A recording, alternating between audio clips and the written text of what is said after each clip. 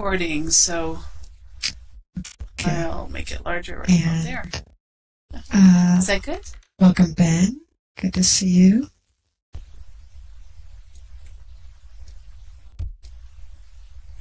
Yeah, an event like this is going to have lots of posters. That's just the way it is.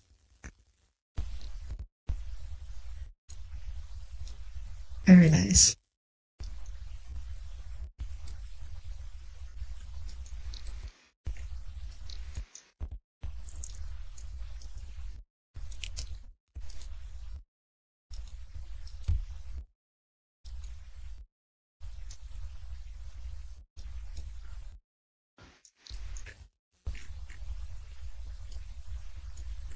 Welcome, Sky.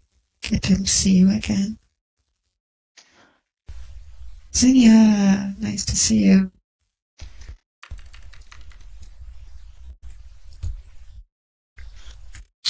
And Francisco, good morning. Good morning, everyone. I may actually stand. I was Okay. giving everyone Would a you like surly to? look, you know. Oh, was it? Want me to take this bench away? Sure, that'd be fine. Thank Okay. you.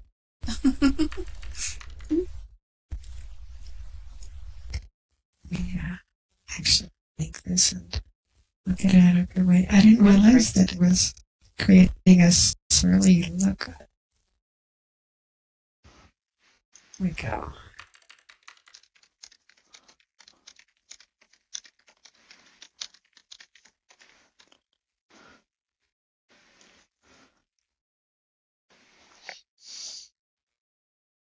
Okay.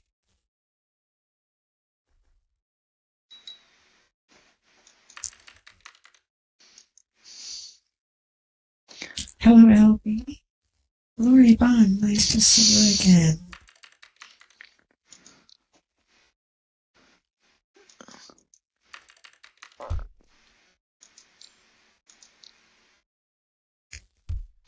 Welcome, Maggie. Glad you could make it.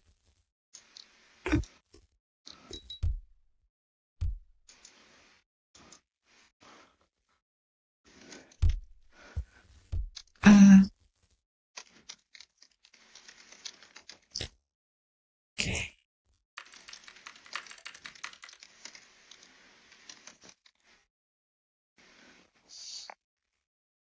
And Mel, good to see you.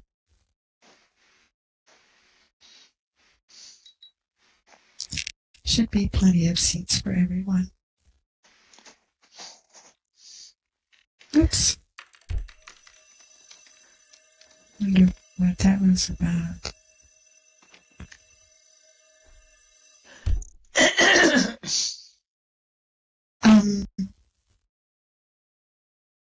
Many of the things here are interactive and can be clicked, but during Lyr's talk, I'm just going to ask you to refrain from clicking too much, especially the things that talk. And then I will reactivate some of them after she is finished. Welcome, Gentle. Nice to see you. Glad you could come.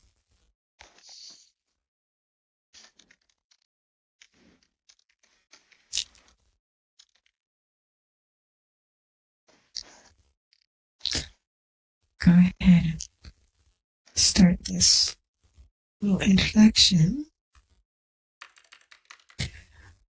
Welcome. We are so pleased you can join us today for events in celebration of the United Nations International Day of Women and Girls in Science.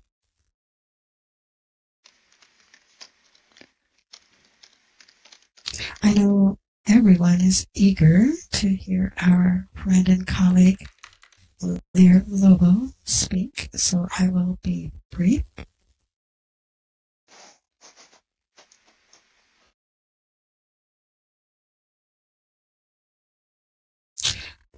Lyr works and plays on the leading edge of educational technology. And she is a pleasure to know personally. Her keynote today exemplifies Lyr's broad knowledge and her skill in evoking a rich learning experience for all.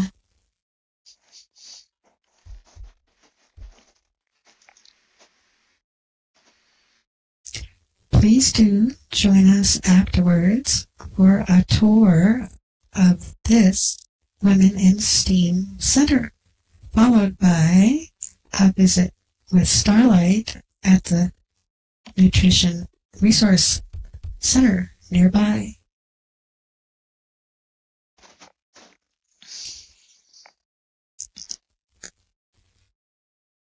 Francisco has kindly agreed to video today's events, so be sure to smile.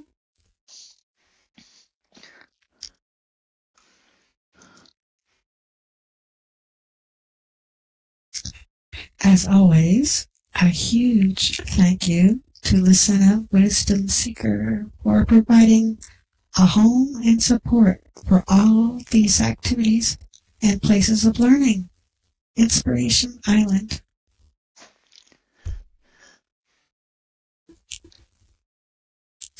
And now,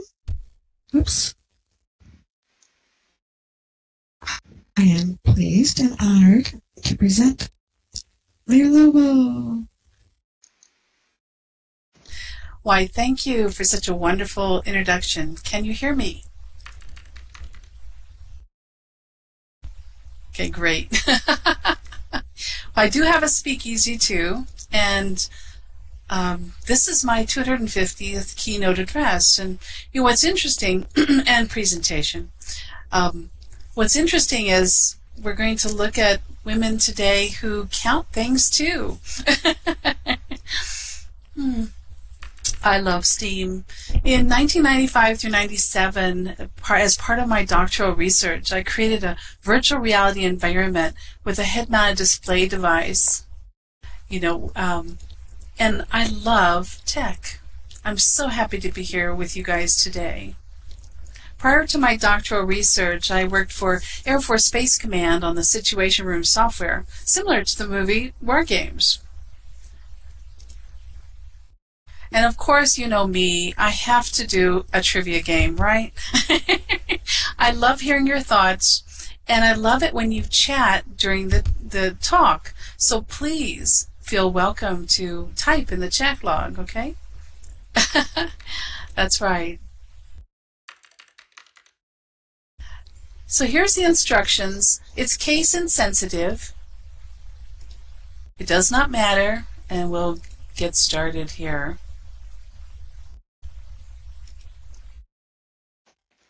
Now, as Val just noted, we've added the arts to STEM. And you know what's funny is 12 years ago, I had students doing just this. So I'm so gratified to see that this is now popular, right?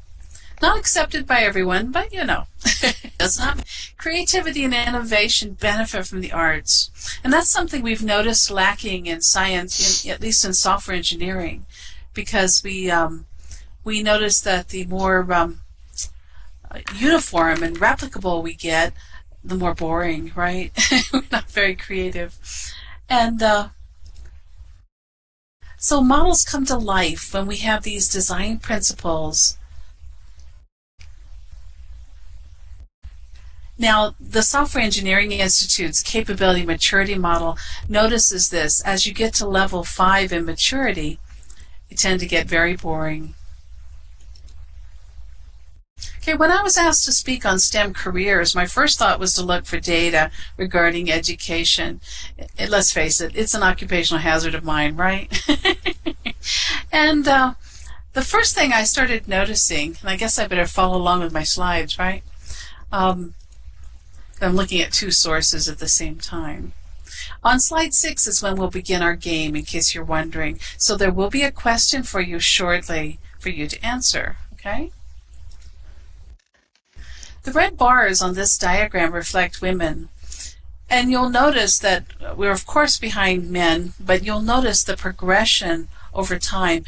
For women who have no college, they have fewer opportunities in STEM careers. So that's one of the first things we need to encourage is education. It is a bizarre chart. I did provide links. And oh, by the way, let me give you the link to the content in case you want a copy of it. And then if you want a copy of my slides, this trivia viewer, you can have that too. Oops. I'm not seeing them in the chat. Let me try it again. Oh, there they are. I'm having a little bit of lag. My apologies. Okay, so let me go to the table next. And here we have two tables. At the top, where I've marked the red arrow, you see the 24%. Mary Lou, here's the link for it in the chat log. And then, tell you what, I'll share with you my iPad. How's that? for a quick fix, real quick. Let's see. Let me do that after the session, because if I start doing it now, I may mess up the game, right? Okay, so if you're looking at this table here, you'll notice that 30% were in computer science and math, but dropped to 27% at the bottom of the table in that far right side. See where it says percent female? The bottom right. So we have computer science and math, engineering, physical and life sciences, and STEM managers. And so you can see the difference between 2000 and 2009, which I think is what's interesting here. Hi, Rhiannon.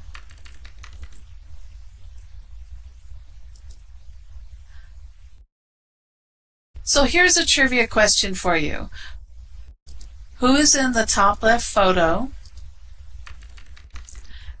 She won 2 Nobel Prizes, and she won the first Nobel Prize as a woman. Yes. Marie Curie. That's right.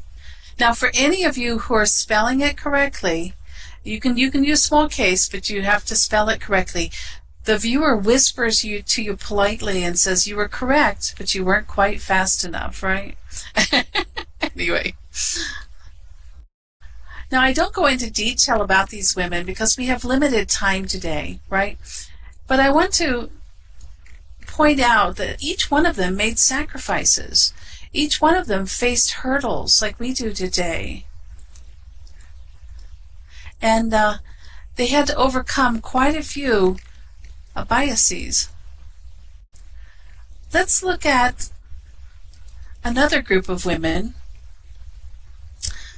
These are African American women scientists here who have made incredible contributions. The first one, Alice there, she helped cure leprosy. And she was at the University of Hawaii. And she became a professor there, the first African American female professor. Mamie Phelps Clark, you may have heard of the doll test, where they looked at biases, where they handed kids dolls of various races and then asked them for their impressions of the dolls. And several of them noted that when they had the black doll, they thought the black doll was the bad doll. And so they started looking at biases.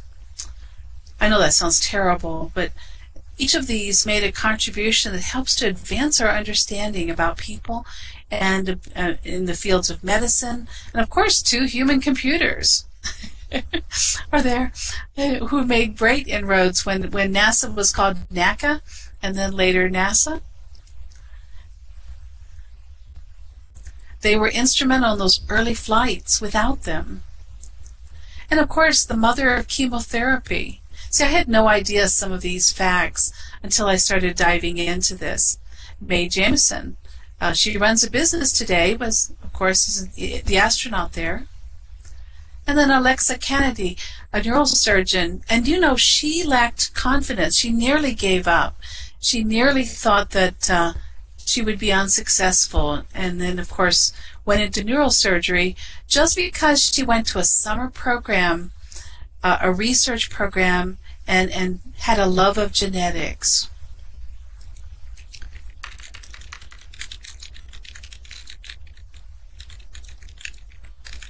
I'm typing that out because I know I didn't put that in the notes, right? And then Jocelyn Elders was the Surgeon General, and Marilise Mahoney, the first certified nurse in the U.S. And of course, Helen Dickens, OBGYN. So we had so many breakthroughs.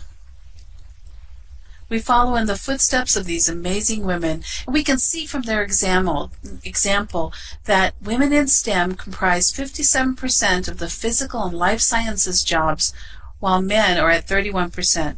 And those numbers are saturation into the overall number, which you'll notice at the top here is 2.5 million workers in STEM. I know what you're thinking. Get on with the with the game. So here's the next question. Did you see an occupation that was missing? And of course, those weren't occupations, those were degrees, but there was a degree field that was missing. Oops, I went kind of fast. What's the occupation that was missing? Anyone? Begins with a T. There you go. Yeah, but no oops. Yeah, we didn't see education there, and I know why. It's because it's not one of the classical sciences. But this is one of the problems with statistics is when we filter, when we look at a group, and here's an example here on this chart, you'll see that education occupations are here now, right? And of course, they're part of the STEM occupations, but they're like a separate category. And they weren't part of those degree programs because some people get a degree in education, right? And then of course, teach STEM subjects. So I just wanted to point that out, that anytime we're looking at statistics, we have to think about these crossover skills. We also notice that not everyone who graduates with a STEM degree goes into a STEM job. In fact, we look at re-entry issues for women as well. So what is your STEAM identity? I want you to think about yourself today, because you are a strong part of this whole process. We are the people who inspire today's generation, right? And of course, and I included some silly photos here, right? Mine up in the upper right, I'm wearing a head-mounted display device, of which I have like 3 or 4, right? Barbara's, we were holding a little wine festival after one of our research efforts. She's in the upper left. And then, of course, this is the Mars habitats, and we have a woman scientist sitting here working with the instrumentation. So here's our next question. What percentage of Americans are scientifically literate? Type the number in the chat log.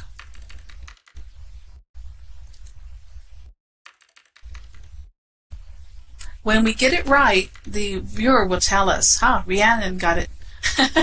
Yeah. 20%. Now, what does that mean, though, right?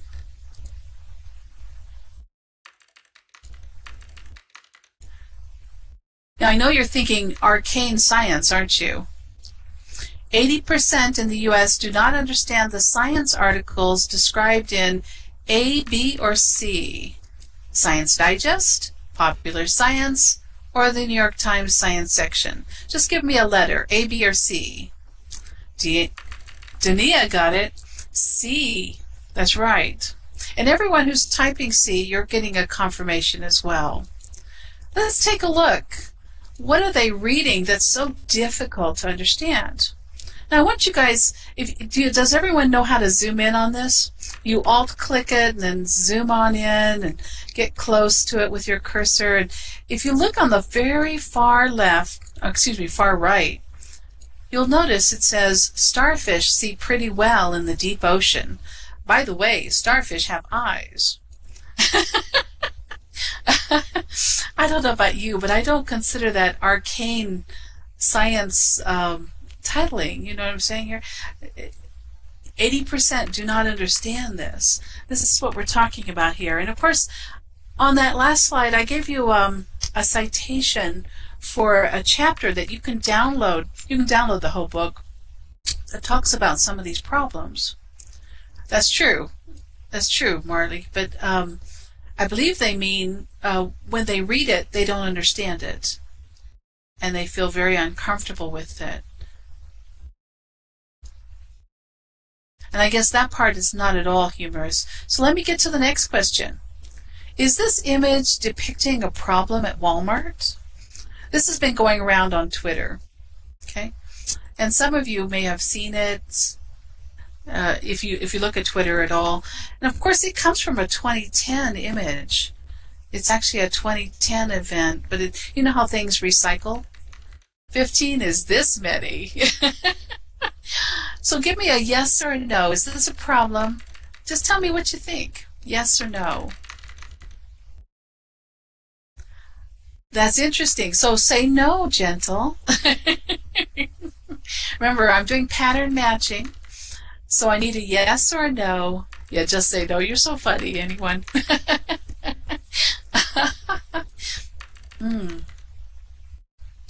Okay, everyone finished? All right, I'll let Speakeasy catch up. No, the answer is no. Here's why. Holding up three hands is a problem, right? But this is actually a spoof. You know how we have fake news and fake everything? Well, this is satire from crack.com. It was a contest where they asked people to to come up with instructional diagrams for people who suck at everyday life, right? And of course, this is what someone decided would be perfect for Walmart, okay? And it is funny, but it makes us think, because as we think about ourselves and our careers and taking ourselves seriously, right? Getting past all our baggage. This is some of it from the media. Our media and our culture help perpetuate some of the limitations that we seem to take on, you know, and I'll show you what I mean by that. Okay, so let's take a look at the next one. I hope you guys are enjoying this. Math, reading, and science. This is the PISA test that 15-year-olds take every 3 years. And they do this, this is 71 countries. I know it's impossible to read. The good news is the next slide's a little easier to read, okay? But the U.S. is the red bar across here, and you'll notice we're like 38th or lower in math ability. We're 24 to 25 in science ability out of 71 countries, okay? Let's take a look at some of the countries, because I know some of you are from these countries, right? We have Canada here, who's rocking up near the top. So I want to do a shout out to Buffy here. You'll notice you're like 6th or 7th there, you know. Anyway, the U.S. is the green bar near the bottom. And I know I'm not picking on the U.S., but that's right, Lori Vaughn. But I just want us to realize that that we have a way to go, right? Yep. Anyway, but you know, I don't mind that other people rank higher, and you know why? Because that gives us something to think about. I think about testing, and I think about 15-year-olds in Massachusetts, one of the states that they reported for this, and I think about the very great burden they have for representing all of us. You know, so here's another question coming up. Let me click my viewer again. I'm having just a little bit of lag. Okay, culture, stereotypes, and attitudes. What type of bias affects our understanding and decisions in an unconscious manner? There we go. You would think Rhiannon's a shoe-in here, but she didn't see this talk beforehand. It began with the letter I, and it's implicit bias. You know, I had to think about this. Because each of us has subconscious influences that cause us to judge things a certain way or to think about them. And how many of you have ever heard that women are bad at math? You know, in fact, I may have even said it myself. And then, of course, I was thinking about severely advanced math and doing it, in my head, not everyday math, or not business math, not even tax math, or quite a bit of the math that I work with for computer science. So we have these preconceptions and misconceptions which are reinforced by our culture and our media. I was looking at videos about the weather girl and how women meteorologists really resent that as some of the baggage that they want to abandon, right? And so here's some research from 617 women scientists. And this is from a book. I saw the article and I've listed it here at the bottom for you. 5 biases that push women out of STEM and create barriers for reentry. Prove it again. How many of you feel like you have to prove yourself? We have to work harder, faster, do it better, especially, and by the way, I'm not picking on men, Fran. But I'm just saying that somehow it's like we lack confidence only because we believe there's this perception that we just have to be a little bit better. I've heard this from some of my African American colleagues, that they feel like they always have to prove it. Then there's the tightrope. Act like a man, be manly, or be professional, but be feminine too. And of course that's always a struggle. I remember being told when I took one position that women there had to wear their hair up and had to wear skirts and had to do all these various things. And I told them, I'm sorry, this is not on the speakeasy. I said, when my hair goes up, my mouth closes. It's a strange phenomenon. I wasn't being unkind, but I was being serious, actually. I'm painfully shy, which is why I count my talks. And after I've done 250 of them, I figure so far so good, right? Anyway, the maternal wall, this competence question. Men are rarely challenged when they have children and families, but women are, right? Yet it should be equal for both. The tug of war, the choices we have, even with our female counterparts, that's where you don't have support from older generations of women. And I don't mean older women. I mean women who've already gone through the cycle for a few years and have built up their credibility, right? And then the isolation that some women feel, where they're not invited to events because they're such a small demographic, people think they won't be comfortable. Now I know this doesn't sound very positive, does it? So I better move along. Here's a chart. It reflects the races of the women who are responding from the 617 women scientists. 60 of them were in-depth interviews, and then, of course, 557 were by survey. So it's a very interesting report. You may want to take a look at it. And, of course, we can see that the prove yourself is the first category, and that, of course, has the most, followed by the fourth one, which is support from other women. So there is a lot of support, but we could do better, right? So here's our next question, last question. In a new media consortium keynote address in a virtual world, Dr. Constance Steinkuhler presented her research from a massively multiplayer blank blank in her investigation of scientific habits of mind. Oh, you're close. No. Look at the letters. It begins with O, and there we go, gentle. See? Online game. It was a massively multiplayer online game. What she did was she studied 2,000 posts in the World of Warcraft. And she was looking at what people said in these 2,000 posts, how they exhibited these 5 things you see here. Scientific habits of mind I put in purple, so you get a sense of it there. But she was trying to show how when we talk online, how it's purposeful and how it inspires a natural scientific discourse, how people use math, how they do problem solving, how they demonstrate digital literacy. It's a beautiful study, and I have her permission to give talks based on her talk. She gave the keynote, and then I give a talk right after her. It was in an enterprise edition of Second Life years ago. You're not buying this? Oh, well, it's a wonderful study, and as a result, you'll notice anyone, after graduation, she served for 2 years in the executive office as the senior policy analyst for science and technology in the White House. And of course, she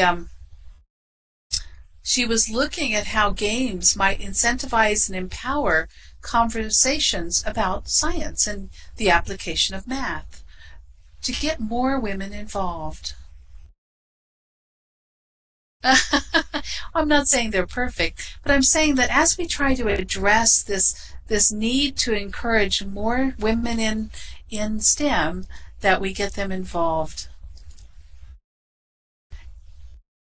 And of course, her focus is on games. Well, let's face it, guess what? Mine is too, right?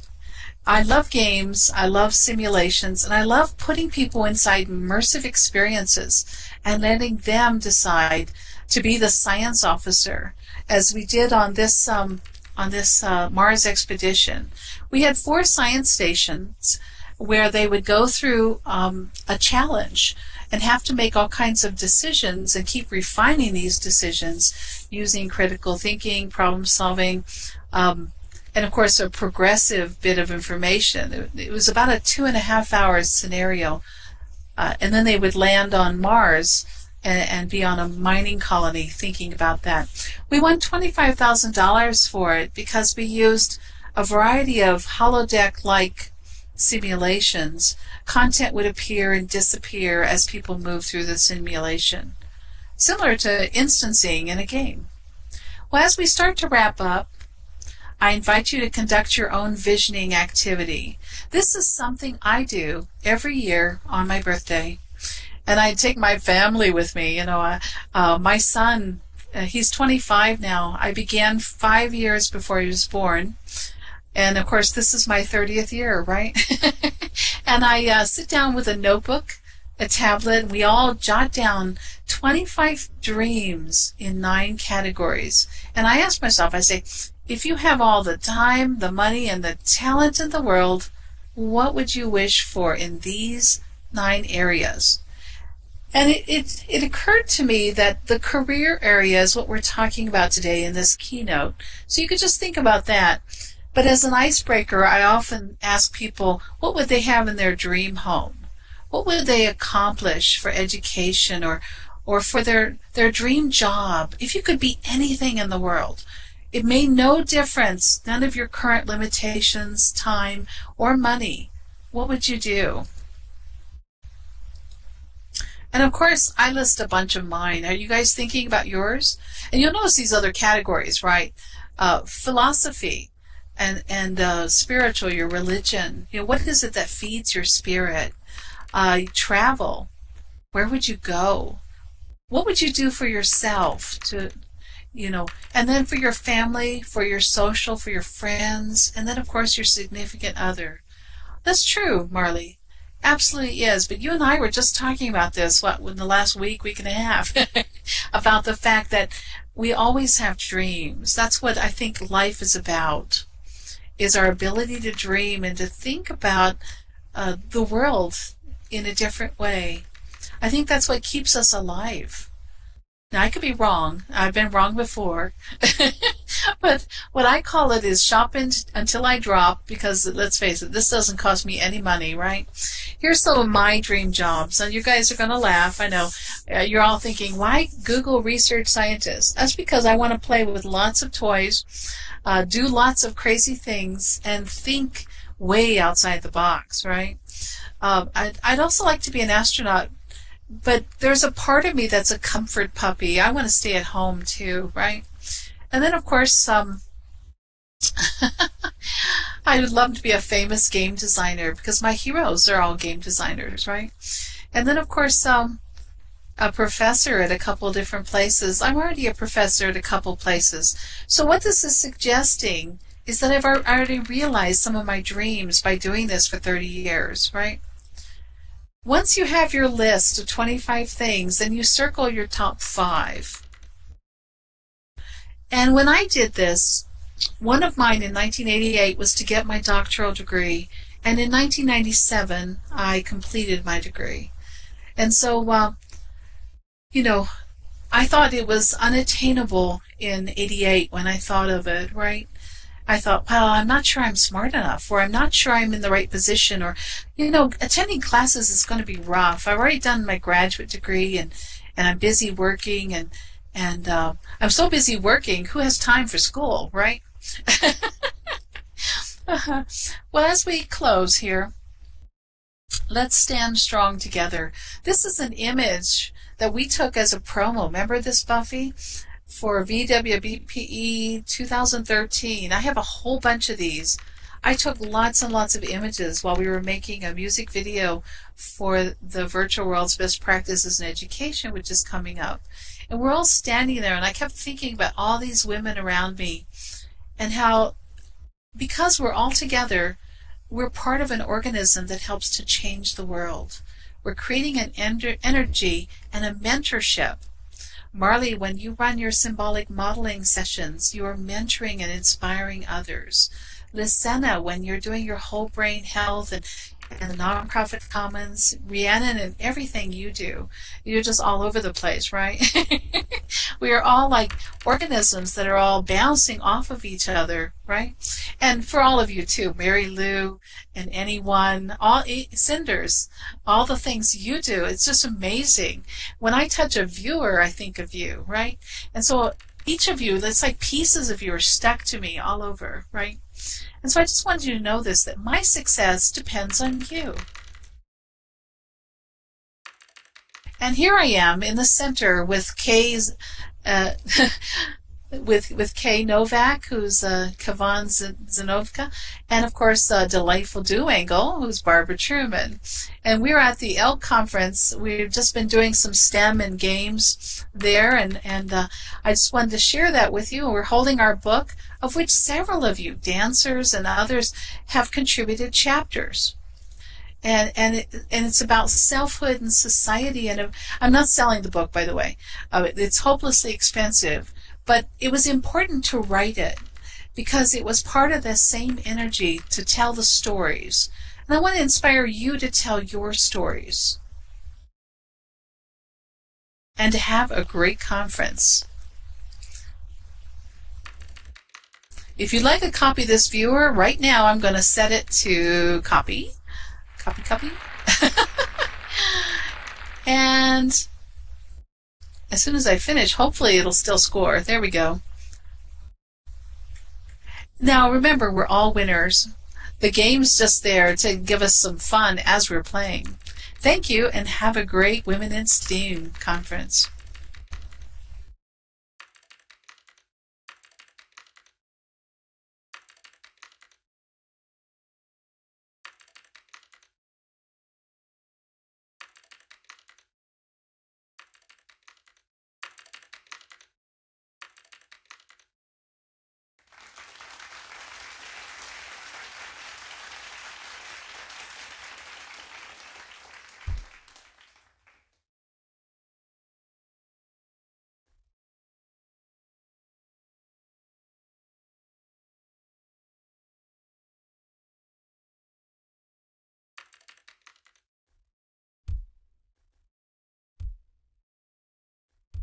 Yes, that was a really good, comprehensive, and fun look at the current scene in STEAM. It's great to be associated with such motivated and creative people who have a vision for what the future can hold. This center here, the Women in STEAM Center, was really created to be a collaboration, and I would love to have your board that you just showed us displayed here, if that's okay with you, Lyr. Sure, where would you like it? I was just trying to move it out of the way, and I have lag. We can work on that later. Okay, but, I'll just put it over here by Val's. A few other interactives were added recently, and I hope they will stay. Namara gave us this one with the non-player characters over here. I had prevented it from being clicked during Lyr's talk, but you can click it now. And the storytellers tell you all about Utopia, which is an ecological commune. And there was a tour this morning, but actually you can go anytime. And these figures will lead you around there too. So that's a welcome addition to this center. Let me move this poster out of the way here.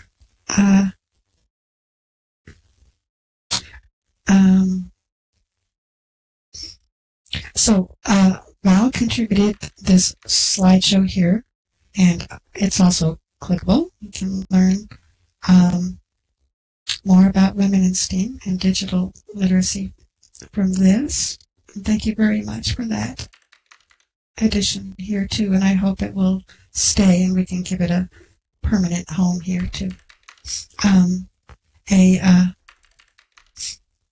I think you can get images here from the 1 billion Rising. I'm still trying to collect information about that to add to that poster too. And there's more inside. So there's a lot of space here, and if any of you wish to contribute your materials, just get in touch with me and we'll find the best way to display them. You're welcome to come on inside and we'll look at some of the other exhibits in the Women in STEAM Center.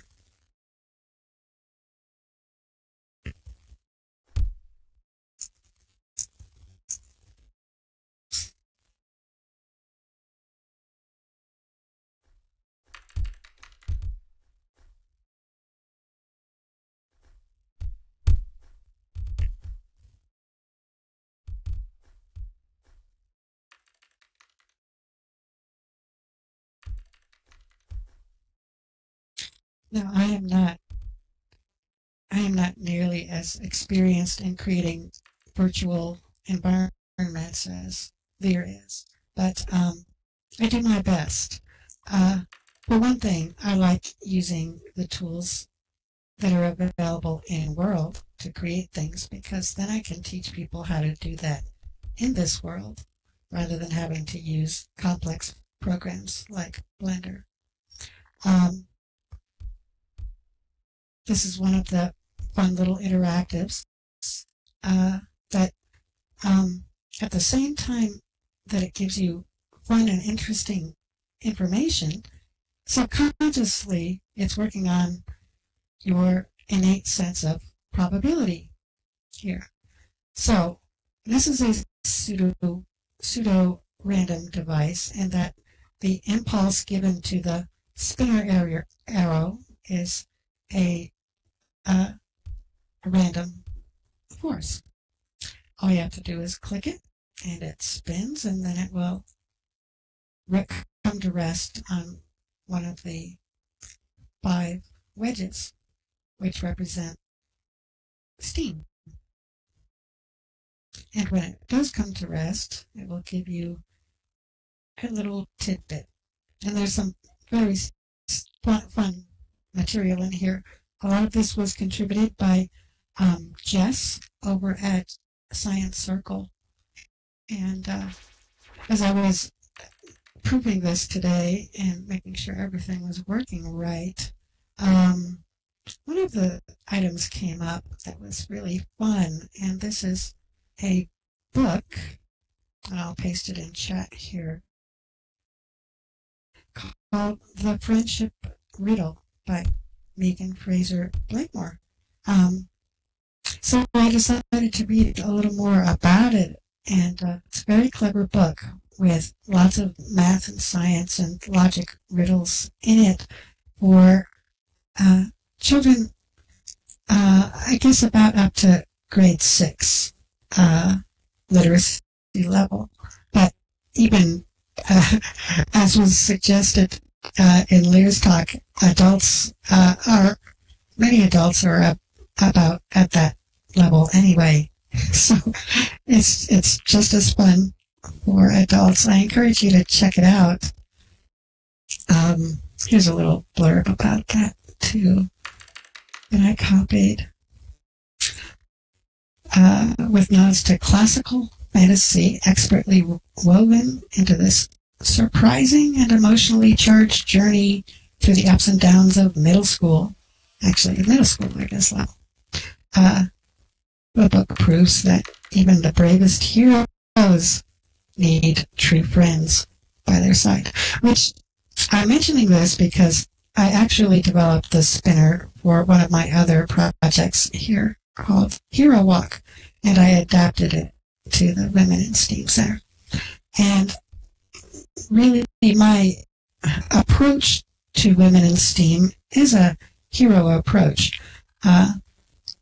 Many of the displays here are some of my personal heroes who are women in STEAM.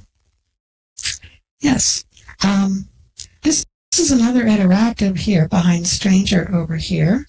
Again, this was developed for Hero Walk, but I've adapted it to Women in STEAM.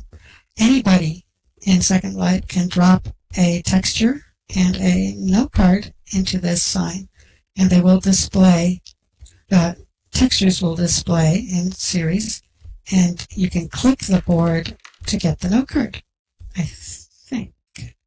Are you all able to get a note card from this board? Or a couple note cards?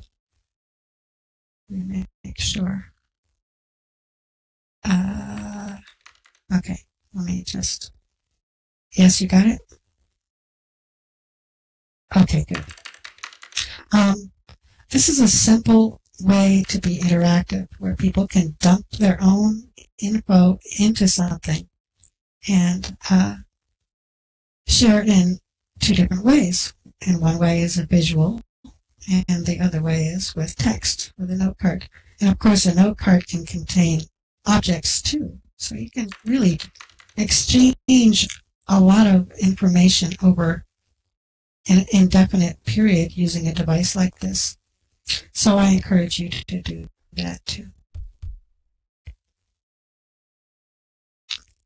You're welcome. Well, I think your hero is one of mine too, Wisdom Seeker. Okay, this just talks a little bit about the background of the International Day of Women and Girls in Science, which we heard about yesterday from Rhiannon. This was a contribution here recently by Zinnia, and this board should be working. I wonder what happened to the texture on this. That's odd. It should have a different texture on this. Did somebody put a different texture on this? Okay, anyway, if you click this, it's Mediana Prim, and it should play for you. Well, I love life drawing because I find when I'm sketching someone, it always turns out different, a little bit differently than how they actually are in person. It's like the texture is gone. There's something that's more surreal. Like maybe my mood, I project my mood on their face. Like whatever mood I'm feeling, that's how their face looks. This takes a little while to watch, so but you can actually you can use the YouTube controls, which are down at the bottom, to pause it and change the volume and everything to suit you. And again, I love the little water molecules that you added to this display. My name is Renee Amy Brock Richmond. Yeah. It's a great the title video. of to watch. Artist, instructor, and superhero. As a college instructor, I try to help my students understand what STEM is in education, which is science, technology, engineering, and math. Because I teach art and STEAM ability meter that's gender ranked. So when you click on this, if you haven't done it before,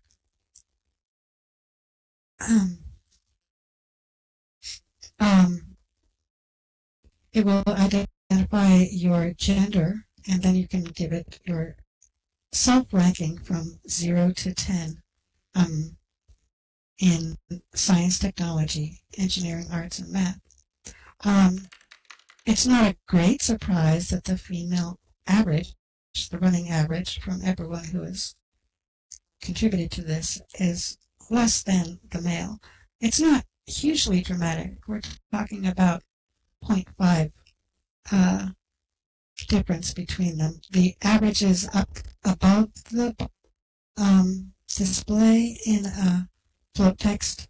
That's where it's displayed. So the female average for people who have interacted with this is currently 6.35 about, and the male is about 6.83. So, assuming that people are sincere in their report here, it still indicates that women have a lower self-ranking in STEAM than men do. It's a way to collect data on the role. Yeah, that may be women gamers also. Yeah. However, I must say that people who spend a great deal of time in Second Life are probably retired and not actively engaged in careers. So, here we have two displays on the art of discovery, a little bit of history, and two of my heroes that you might be interested in learning about. I think the story of Maria Sibylla Merian is a very interesting one. She is sort of the female counterpart to Darwin and Audubon and those folks who traveled around the world studying natural history. And Ada Yonath is just, one of the most brilliant people who ever lived. So, her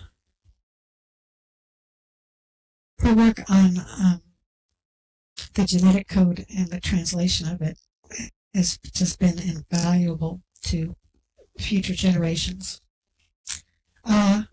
These kind of little portraits or profiles are wonderful. They take up a lot of space, though, but I would like to add a few more of these. There are, of course, thousands of people who are worthwhile profiling. Okay, now here's a trick for your Second Life ability. Can you navigate your avatar up this winding ramp here?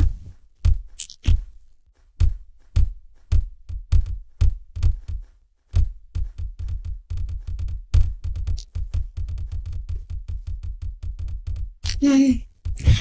Bravo! Oops. You'll notice that this space is very curvy. I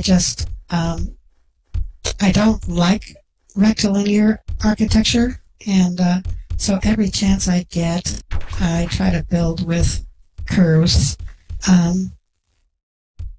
They may not be as practical for displaying rectangular posters, but I really like the feel of curves. So, and I love that we can make these spiral staircases out of one prim. I think they're gorgeous.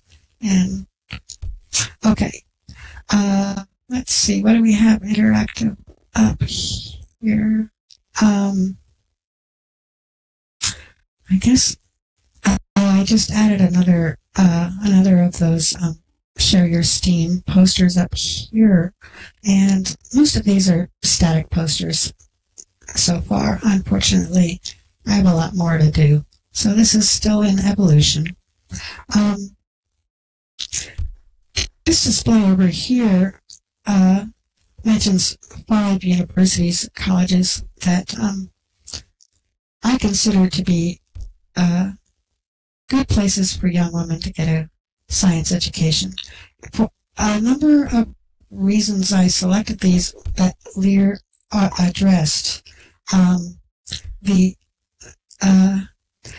That attending women's universities especially allows you to avoid many of these implicit biases that were mentioned. Another acronym that you may want to be aware of is called WISE, Women in Science and Engineering, which I like. It's a good acronym. Get WISE.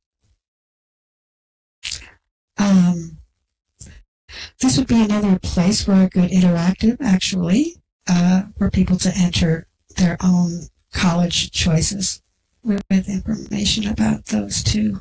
Yeah, so I'll try to develop that. Getting paid. I tried to avoid the another implicit bias or assumption that women were all about serving and improving the world. A lot of career women are about having a good life, making a good living. So part of this is about show me the money. I have 2 aspects profiled here.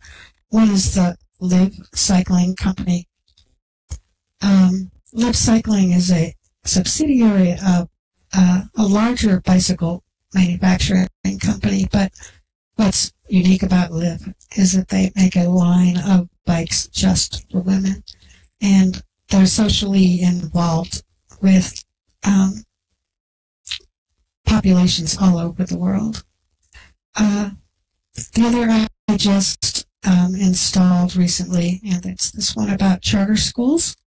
If you have ever explored the nature and politics and funding of charter schools, you'll find it pretty fascinating. Every state has a different approach to it. Only 44 of the 50 states actually have state laws and charters about charter schools. So these haven't even been adopted nationwide. Quite a range. You're welcome, Maggie. Thank you, Danny, too, for your great comments. Yeah, so this little display shows some of the disparities among states about charter schools. Primarily, overall, charter schools receive less funding, significantly less funding than public schools do. Again, in terms of addressing implicit biases, charter schools can provide a more specific field of education for people interested in STEAM fields, science, technology, arts, math. They still have a mandate to pass the state exams, but they can focus more on specific topics. And also, industry leaders are often attracted to come lecture at charter schools in their fields too. Excuse me.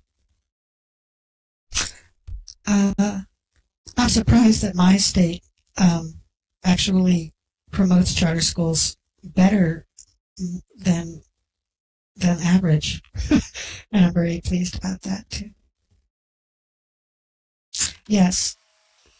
Now, this is a tricky proposition because at the same time that states' budgets are being depleted, they're trying to encourage quality education. That's a tricky thing to do. So charter schools are often given buildings that are basically like coat rooms, very small spaces, just enough to have a small school in. And you have to hand it to the principals of these institutions. They're able to provide quality educations even in small, humble physical plants with low funding.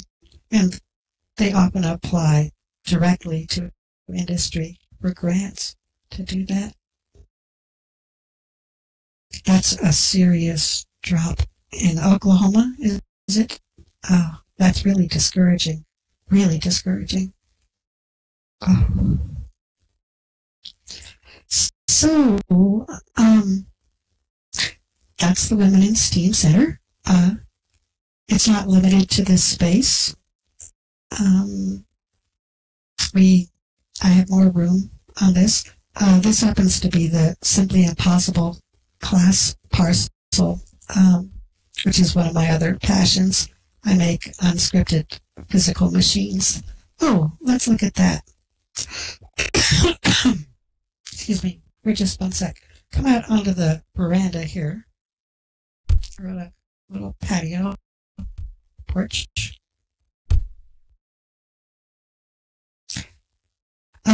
In the distance beyond the patio, you'll see some things moving around on a platform. That's an example of one of the things that I found a real passion for in Second Life. It's a virtual representation, of course, because it's Second Life and we have a virtual physics engine. But what I really love about that particular model is that it's unscripted. There are no scripts in it. It runs perpetually without scripts.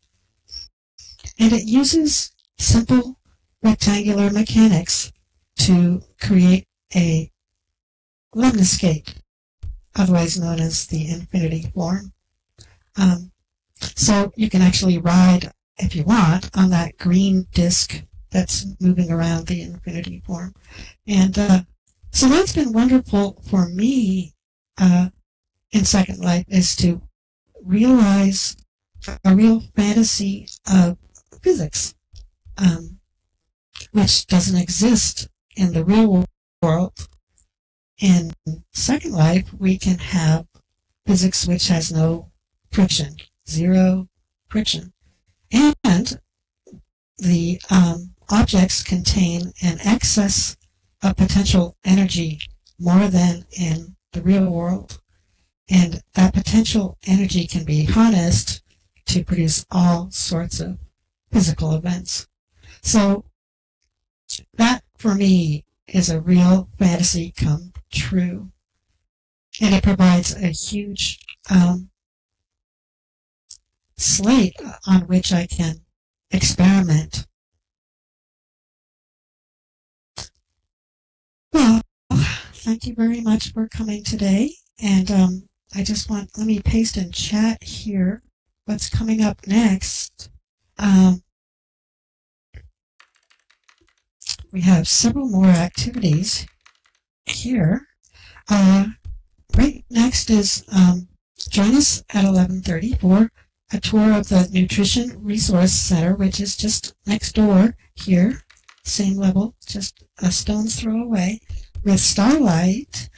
And then at 12 noon, many of you will be stunned and amazed at the Brodmann's Brain simulation, which will be toured by Osengar.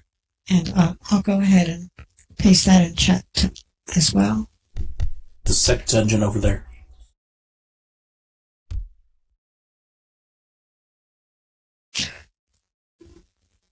Yeah. Thank you, Val. Great.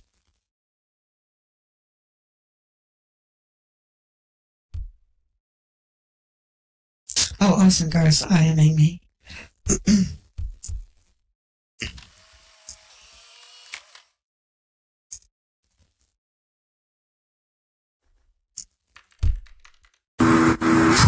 I guess if everyone wants to follow me, we can walk over to the Nutrition Center now. It's probably the easiest way to get there from here.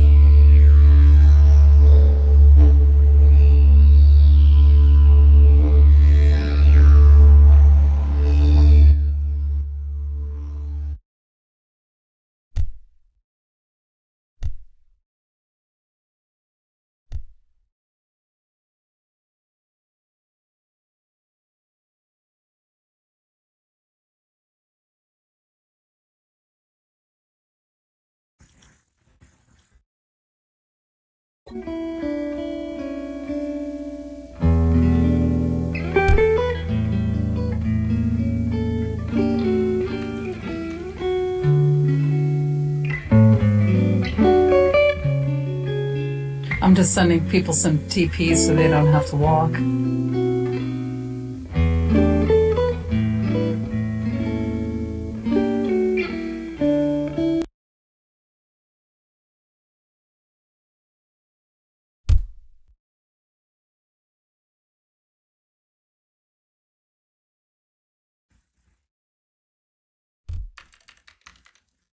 Should like open up a McDonald's in this blank spot right here. Probably, right?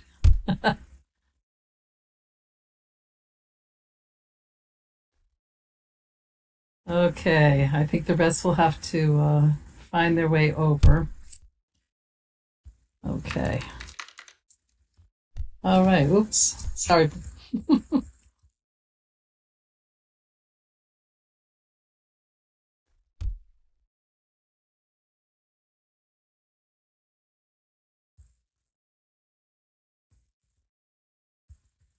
So everyone, if you'd like to come in, I'll start showing a tour of the place.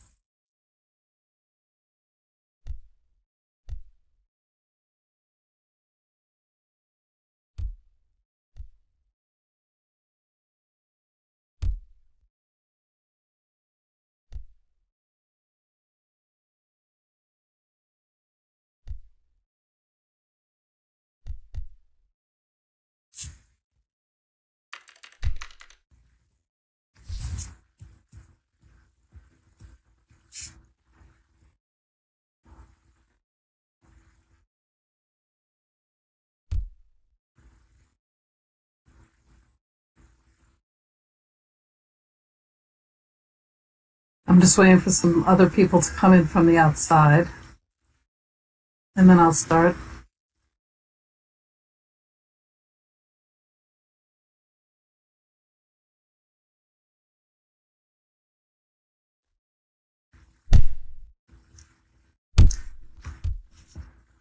Basically, the idea for the Nutrition Resource Center kind of came to me in a flash, and then it took me about 2 weeks to make. But in my head, I had already figured out what I wanted to make here. And I've been kind of studying nutrition on my own for about 40 years. And it all started because I had terrible food allergies when I was in my early 20s. And the allergist's only solution was to give me allergy shots, which blew up my arm and turned it purple. So on the desk of one of the allergists was a little tiny book that I picked up, which basically the whole gist of the book was that it might be something that I'm eating. And had recommended a rotation diet where you alternate food. And over the years, I kept whatever I could get my hands on. I would just keep trying this way, that way, and getting closer and closer to what worked for me. And what I learned from it all is that each person, what works for one person does not work for another person. What's good for one person isn't good for another person. And the purpose of the Resource Center was really to show people that there are so many ways that they can get resources if they would like to have a healthier lifestyle, a better diet. I do believe that through food you can cure most illnesses that people have, or at least make the condition better. And I worked very hard on myself on a regular basis. This is something I live. It's something that's really a passion for me. And different posters you see up, that's what sits above my bed. I have a bookcase behind my bed for my headboard. And the different things on the wall are programs I've taken, websites I belong to. But really, the whole place is interactive, whether it's you click on a book that you could read on a topic, FMTV, which is a program that does cost money. But I hope through the Resource Center to show you all different ways that you can get information on health that are either free or cost little money. I also want to say that there are different sections to it, and we also have several quizzes on the microbiome. If you're not familiar with the microbiome, it's very interesting to see how it affects your health. There is a free gift for people who want in here where I'm standing. Please feel free to take it. I do want to mention that on February 22nd, which is a week from this Thursday at 5 p.m. SLT, we are going to be showing a movie here at Whole Brain Health on power foods for the brain, and we are going to be having an interest group for people who might be interested in coming to our support group, which we will be starting on March 8th, Thursday nights at 5 p.m. SLT, which will be weekly. In the resource room, we do have a room here where the sound is completely only.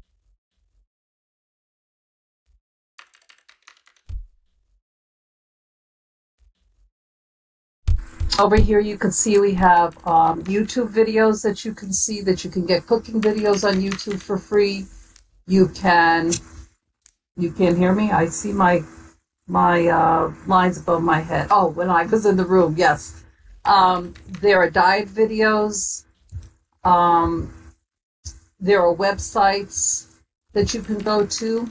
This section over here is really to show you that there are summits that you can attend. There are nutrition blogs that you can subscribe to. There are. Be careful, this dinosaur's been watching you. Excuse me? I think we have a problem with this dinosaur. Oh. It's a meat eater, and it's been following Darth around. Oh, okay. We have nutrition websites. There's Facebook groups that you can belong to. There are actually, if you want to learn more, there are different programs online that you can take. A couple of them I have done myself, which are really excellent ways to further if you want to go really even deeper into the subject.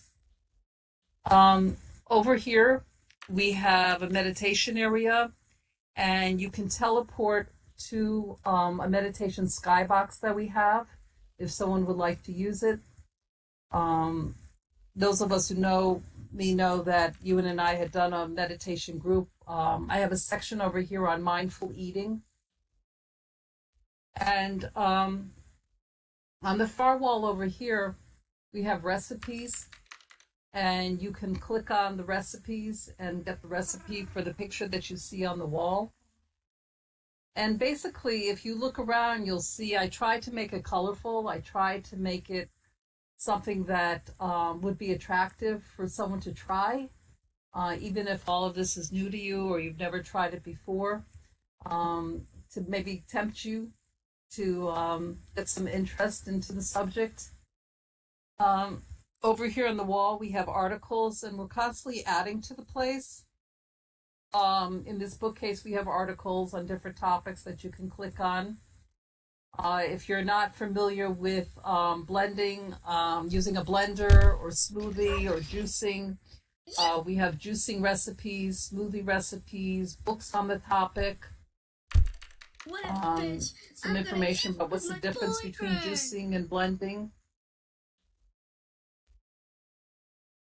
So basically, it's really meant to be a bridge between real life and Second Life, and show you the different ways you can learn, and provide really a jumping off point to educate people about health and nutrition. Our support group that we plan on having starting in March is not going to be on any specific diet per se. It's really just going to be to support people in the way that they choose to eat and choose to need support to do that.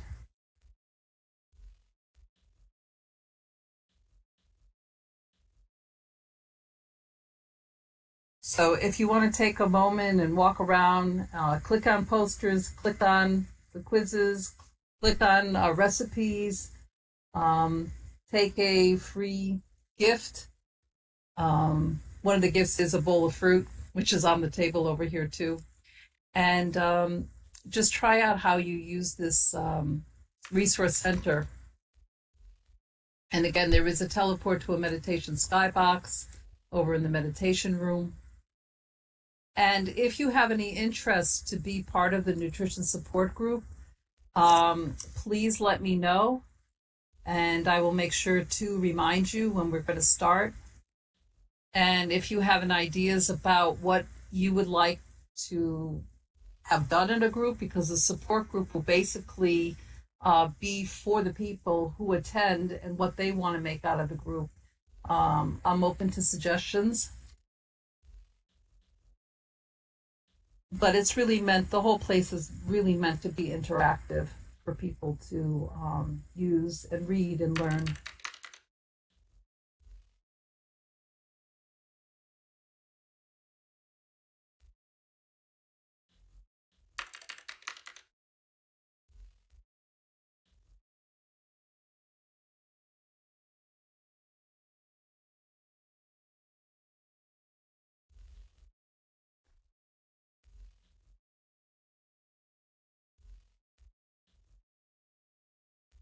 And it's really meant for people to be able to come up here at any time and spend time looking at things and reading. And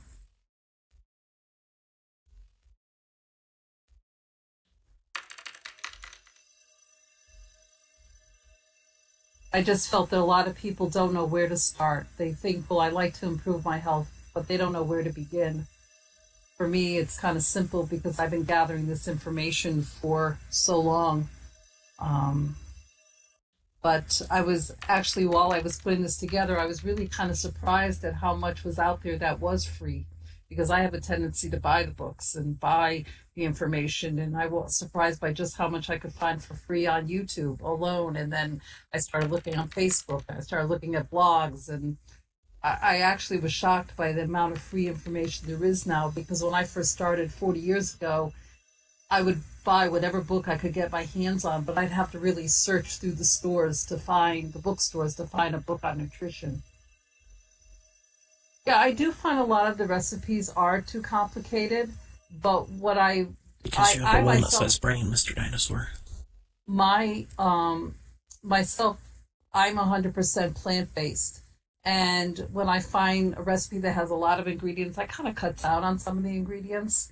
And I try it, and I usually tend to go with ones that have the least amount of ingredients. But, you know, sometimes you have to start somewheres. But after you follow a few recipes, it's easier to kind of cook with your own and do it. I'm not really a recipe person, though I do love all the pictures. It makes me want to make all of them. But I tend to go for the recipes that are the simplest. And I think each of the areas has its own benefits. But once again, in our nutrition support group, we aren't going to be just talking about a plant-based diet. We're not going to be talking about a paleo diet. We're not going to be talking about any specific diet. It's not about that. Yeah, well, that's how I started. Orange Planner was I was not eating. I would eat one meal a day, dinner, and then I'd have to go to bed. So that really didn't work for me. I was very thin and not very healthy. And so it's been an experiment. I've been a doctor to myself. And I learned that I'm the one that lives in my body, and I'm the one that knows how I'm reacting to what I eat and other things around me. And nobody outside of me, no doctor, can tell me how I feel inside. I wasn't kidding. That's okay.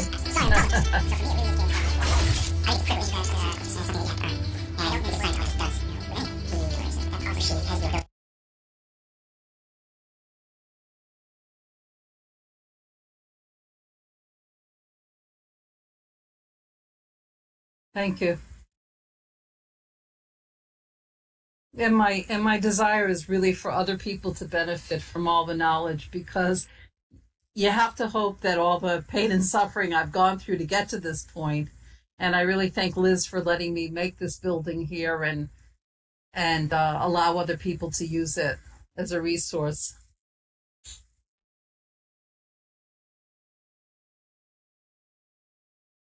And I do hope that people will come to the movie. It's a special movie on power foods for the brain, and I hope people will come to the group and try to take the initial steps on being part of a supportive group to help each other to gain better health in ways that are possible within our reach. I know that recently I was somewhere and someone said to me, oh, my doctor, she has cancer, and she said, my doctor told me I should eat a plant-based diet, but I don't even know where to begin. My family isn't into this kind of stuff, and I don't even know where to start. And I felt bad because she lived far from me, and I said, well, you could call me and I'll help you, but I'm still not there, and I'm hoping for the support group. I'm hoping the support group can be a support to each other so that we're not alone. And I think it's a great benefit of Second Life to be able to do these types of things.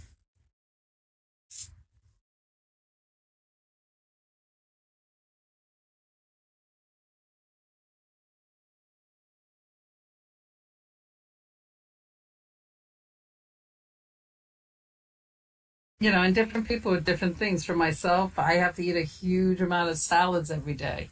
And most people would say, wow, how could anybody eat that much salad? But if I don't eat it, I don't feel well. And for other people, they need to eat more starch, and other people need to eat meat, So each person has to find their own way and their own path, which makes them feel better. And I think that's really important. That's why in the group I'm not supporting, although this nutrition center represents really more how I eat. The nutrition support group will be different and go back to, yes, the personal biome. Though I just had my personal biome measured for a company called Viome, and it came back that I was doing very well with it, and I was happy to see that. Yeah. And that is true that some people a liquid diet is better, and if somebody can't for whatever reason eat food for health reasons, at least they can get the nutrients they need through a smoothie or through juicing. Lots of options and lots of information. I love the FMTV. I've belonged to it for a few years, and I can just watch all the videos I want. Unfortunately, a lot of the videos on nutrition on YouTube, some of them, they cost money. So I just do it every month for all the different documentaries. Yes, Lady Brielle was very helpful with developing the quizzes that we're using.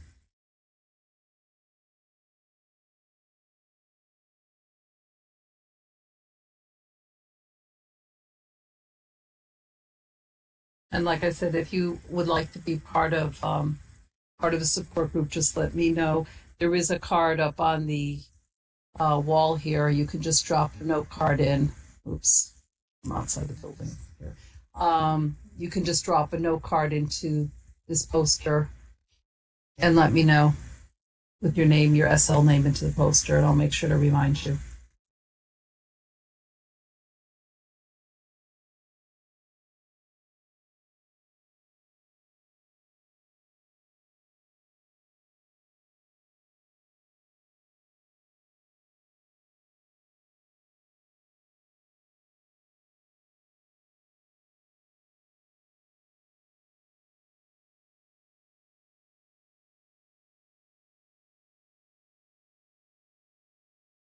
Yes, thank you, Val.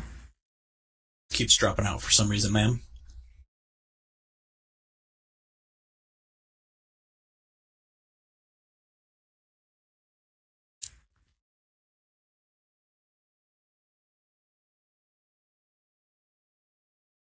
Yeah, it's like she'll be in mid-sentence and then all of a sudden you can't hear her anymore.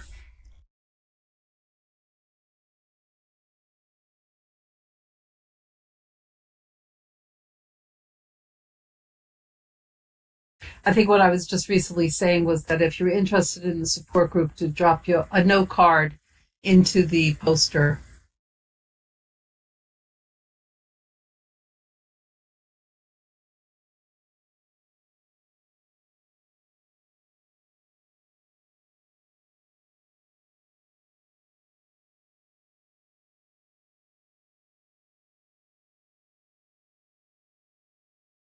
And I'll just give you a few minutes to kind of look around or click on things until the next speaker is going to start, which is in about 10 minutes. So probably take 5 minutes to just kind of walk around and click on and take your free gift.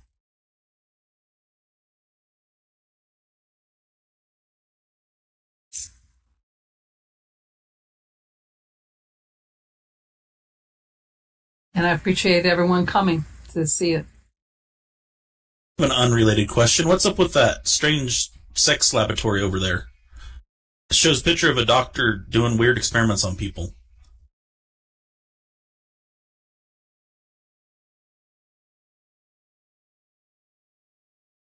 I actually am not sure who's talking now. That Shriek. Rhymes with freak. I might reek a little bit too.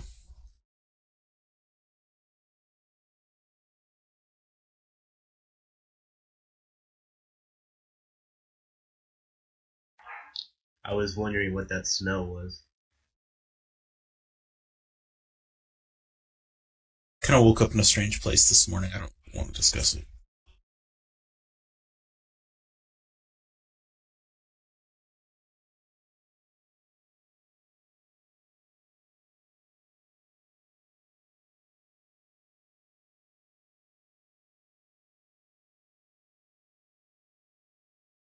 I'm so sure that I'm open to those kind of experiments. Oh, I'm sorry, Wisdom.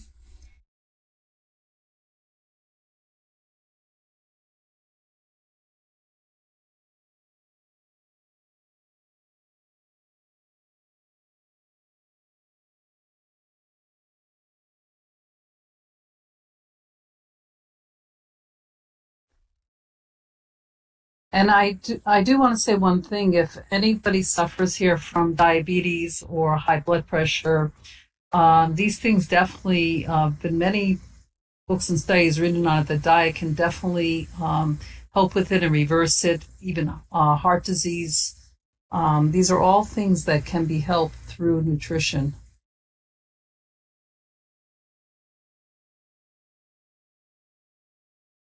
And I do recommend some of the books that are on the wall when you first enter on that subject.